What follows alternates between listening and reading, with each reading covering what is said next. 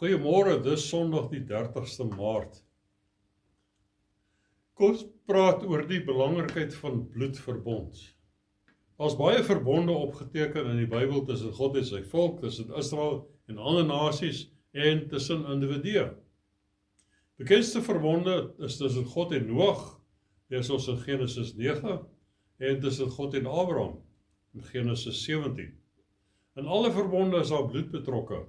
En daarom word dit in algemeen genoem 'n bloedverbond. Toe Jesus die nagmaal ingestel het, sê hy in Matteus 26 vers 27, toe neem hy die beker en nadat hy gedank het, neem hy dit en gee dit aan hulle en sê, drink almal daaruit, want dit is my bloed, die bloed van die Nuwe Testament of die Nuwe Verbond is presies dieselfde, wat vir baie uitgestort is tot vergifnis van sondes.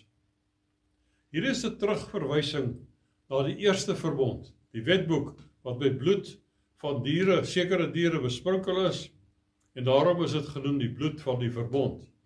Eksodus 24 vers 8, lees ons, toe neem Moses die bloed, en gooi dit uit op die volk, en sê, dit is die bloed van die verbond, wat die Here met julle gesluit het op grond van al hierdie woorde. Die skrywer aan die Hebreërs verwys ook hierna, en hy sê, in Hebreërs 9 vers 19, want toe elke gebod volgens die wet deur Moses aan die hele volk aangekondig is, het hy die bloed van die kalwers en bokke saam met water en skarlaken en rooi wol en hyssop geneem en die boek self en die hele volk besprinkel. En gesê, dit is die bloed van die testament of die verbond, wat God met die oog op julle verorden het. Alhoewel die sluit van 'n verbond nie was die enigste gebruik waar bloed gebruik is nie. Hebreërs 9 vers 21 sê, en hy het ook die tabernakel en al die gereedskap van die diens net so met die bloed besprinkel en byna alles word met bloed gereinig volgens die wet. En sonder bloedvergieting vind daar geen vergifnis plaas nie. Met ander woorde, geen vergifnis van sonde nie. Dit was dus vers 23 nodig dat die afbeeldinge, waarna verwys hy hier? Die afbeelding, onthou toe Moses op die berg was vir 40 dae en 40 nagte, het God die hemel oopgemaak en hy het die tabernakel in die hemele met die allerheiligste en die ark van die verbond voor die aangesig van God het hy gesien. En God het vir hom gesê, sien jy die dinge, maak vir jou net so 'n replika daarvan op die aarde in die aardse tabernakel. So dis die afbeelding waarna hy verwys. Afbeelding van die dinge in die hemele, deur hierdie offers, watter offers? Die bloed van diere, gereinig moes word, waar die hemelse dinge self, deur beter offers as hierdie. Die hemelse dinge kon nie met die bloed van bokke en stiere gereinig word nie. Want Christus het nie ingegaan in die heiligdom met hande gemaak. Alhoewel Christus het nie in Moses se tabernakel ingegaan nie. Christus is ook nie in die tempel se allerheiligste ingegaan in die tyd wat hy op aarde was nie.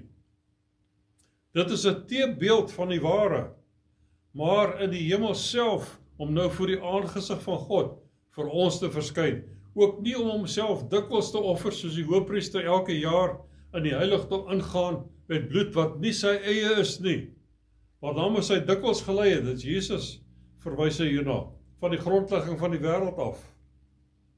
Maar nou het hy eenmaal in die volëinding van die eeue, hier verwys die dispensasie van die wet, wat ten einde geloop het, want Christus het die wet kom vervul. Einde van die eeue verskyn om die sonde deur sy offer weg te doen, vir eens en vir altyd. Nou het jy geweet die bloed kan praat. God praat met Kain in Genesis 4 vers 10, en hy sê, wat het jy gedoen? Die stem van die bloed van jou broer roep na my van die aarde af. En ons lees in Hebreërs 12 vers 24, en by Jesus die middelaar van die Nuwe Testament, en die bloed van die besprenkeling, wat van beter dinge spreek, as die van Abel, van beter dinge praat as die van Abel. Bloed het ook lewe. Levitikus 17 vers 11, want die siel van die vlees is in die bloed. En ek het dit aan julle op die altaar gegee om vir julle siele versoening te doen. En die bloed bewerk versoening deur die siel. Bloed kan vloeke dra.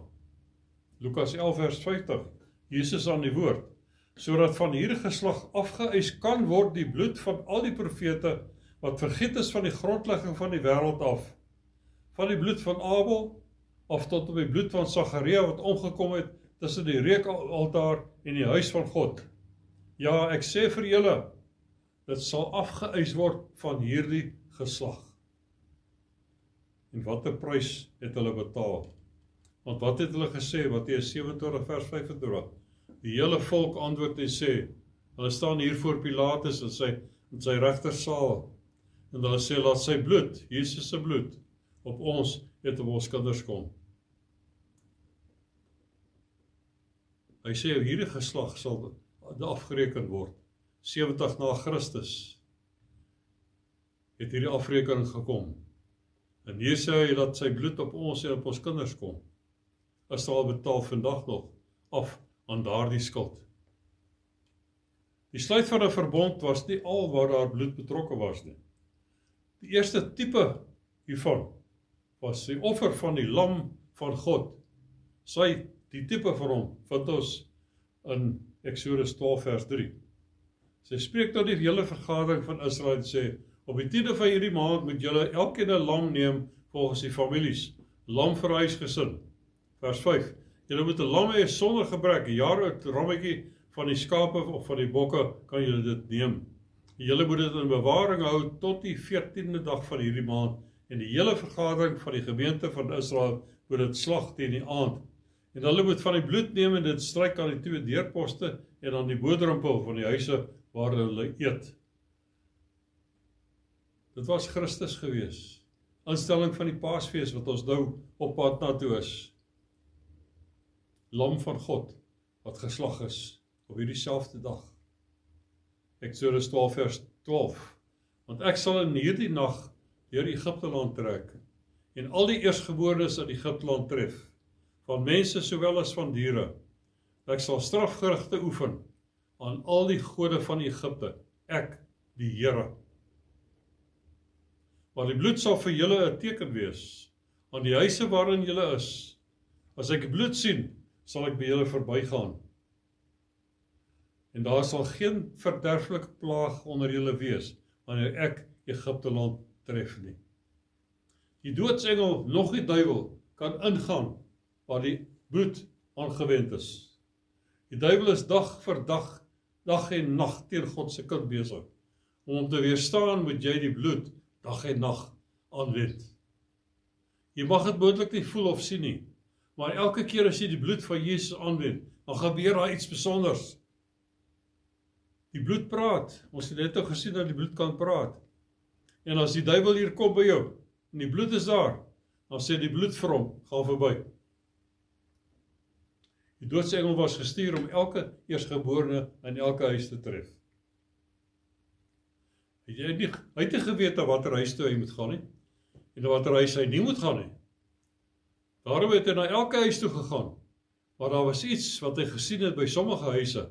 Daar was bloed van 'n lam aan die bodrempel en deurposte, en soos wanneer hy die bloed sien, hoor hy die stem sê, gaan verby. Wanneer jy die bloed van Jesus aan die geloof aanwend, en die duiwel kom by jou, dan sê die bloed vir hom, gaan verby. Die bloed van Jesus sal elke ewel by jou laat verbygaan. Die bloed is jou vesting. 1 Petrus 1 vers 24 sê, want alle vlees is soos gras, en al die heerlikheid van die mens soos 'n blom van die gras. Die gras verdor en sy blom val af, maar die woord van die Here bly tot in ewigheid. En dit is die woord wat aan julle verkondig word, is die evangelie. Die apostel sê, alle vlees is soos gras. So wanneer ons op ons eie krag staat maak, of op die arm van vlees vertrou, dan verloor ons. Jy gaan altyd verloor. Sagaria 9 vers 11 sê, ook sal ek, God self, wat jou betref o Sion, kragtens die bloed van jou verbond, jou gevangenes loslaat uit die put sonder water, keer terug na die vesting, o hoopvolle gevangenes. Ook kondig ek vandag aan, dat ek jou dubbel sal vergoed. Verlossing kom vir die gevangenes deur die bloedverbond. Keer net terug, soos hy hier sê in hierdie skrif, keer terug na die vesting. Jy kan losgelaat word van jou probleme deur die verbondsbloed van Jesus. Met ander woorde, jou vesting is die bloed van Jesus. Moenie op die arm van vlees vertrou nie. Moenie op mense verlaat nie. Dis soos gras. Die sekerste fondasie is die kragtigste vesting, die bloed van Jesus Christus. Die hoof van die weermag van Amerika is die president. Hy is die hoof van almal. Die hoof van die weermag van Israel is God. Was 'n verskil. Nou kom maar eendag 'n man met die naam van Goliat daar uit die Filistyne uit die daag God uit. 1 Samuel 17 vers 6. Daarop het Dawid die manne wat by hom staan gevra het gesê: Wat sal met die man gebeur wat hierdie Filistyn verslaan en die smaad van Israel wegneem? Want wie is hierdie onbesnede Filistyn dat hy die slagordes van die lewende God durf uitdaag? Hy het nie die slagordes van Israel uitgedaag nie, hy het God uitgedaag, want God is hulle hoof. Besnydenis was die teken van die verbond. Ons het verbond met God, en die teken daarvan is verseël in die bloed van Jesus Christus. Wanneer 'n verbond met bloed gesmee is dit onherroepelik. Slegs die dood kan dit ongedaan maak. Dawid se geloof was in sy God, wat 'n bloedverbond met Israel gesmee het. Kon nie anders nie. Dawid was 'n jong man van ongeveer 17 jaar oud. Hy het nog nooit 'n swaard of 'n spies gehanteer nie. Hy het ook nog nooit oorlog gemaak nie. Wel teen diere geveg, maar nog nooit teen 'n mens nie. Die een egter, een met 'n hoofletter, wat hom gerigsteen het, was sy God. Hy het vertrou in hom gehad. Hy het geweet. 1 Petrus 1 vers 18, omdat julle weet dat julle nie weer verganklike dinge, silwer of goud, losgekoop is uit julle ydelle lewenswandel wat deur die Vaders oorgelewer is nie, maar deur die kosbare bloed van Christus, soos van 'n lam sonder gebrek en vlekkeloos. Herinner jouself van die verbond wanneer jy in 'n probleemsituasie beland. Dis ook wat die nagmaal vir ons sê. Herinner hom aan God, aan Jesus se bloed verbond. Dawid se vertroue was in sy Here gewees. So moet nooit jou oppositie vrees nie, want jou vertroue is teen mense nie. Hoe sê jy weet dat God jou rug steun? Deur die bloed van Jesus. Menigte gelowiges van vandag maak nie gebruik, ten volle gebruik van die bloedverbond nie. Dis so jammer. Ons het 'n verhouding met God wat nie gebreek kan word nie. Jesus se bloed was nie op Moses se altaar geoffer nie, maar dit was hemel toegeneem en daar op die genade troon geplaas op die mercy seat. En daarom is dit 'n verbond sonder einde vir ewig. Ons het 'n bloedverbond met God en hy sal ons red. Ons vertroue is in die kragtige, kosbare bloed van Jesus. 1 Samuel 2 vers 9 sê: Die voete van sy gunsgenote bewaar hy, maar die godlose mense kom om in duisternis, want 'n mens oorwin nie deur krag nie, jou eie krag nie. Hoe kan jy in jou huidige situasie oorwin? Hoe sal jy in oorwinning kan lewe? Hoe sal jy 'n lewe kan leef van getuienis wat deur God verheerlik word? Net alleen deur die bloedverbond. Sagaria 4 vers 6. Nie deur krag of deur geweld nie, maar deur my gees, sê die Here van die leerskare. Ons het nodig om te leer om skuilings te vind in die vesting van die Here, die verbondsbloed van Jesus. Die duiwel sal voortdurend poog om jou vanuit die bloedverbond te trek, onder daai covering uit te haal. Dit soos hy gedoen het met die verlore seun. Hierdie seun het 'n gelukkige lewe gelei onder sy pa se dak. Maar toe kom die duiwel en vertel vir hom, dit beperk sy vryheid. Mense gaan vandag kerk toe en dan hoor hulle in die kerk, jy moet nie sonde doen nie, jy moet nie buite-egtelike verhoudings hê nie, jy moet nie weg van die Here afdwaal nie. En so voel veral jong mense van vandag, daar is soveel beperkings wat op hulle gelê word. Hulle het vriende buite die kerk, wat al hierdie dinge doen, en hulle is gelukkig, hulle lyk gelukkig. God gee leiding, nie om jou te beperk nie, maar omdat hy die einde ken van die begin. Die verlore seun het gevoel daar is te veel beperkings op hom geplaas. Luister of julle hierdie argument al gehoor het. Sy pa vra vir hom waarom hy laasdag so laat huis toe gekom het. Hy sê ek is 21 en ek sal doen soos ek wil. Hierdie was nou net te veel vir my, so ek gaan loop. Die duiwel wink vir hom om uit die vesting van sy pa sy huis te kom. Die duiwel wil jou onder die bloedverbond, die bloeddekking uitkry, want as jy 'n oop teiken vir hom, en hy gaan jou vernietig.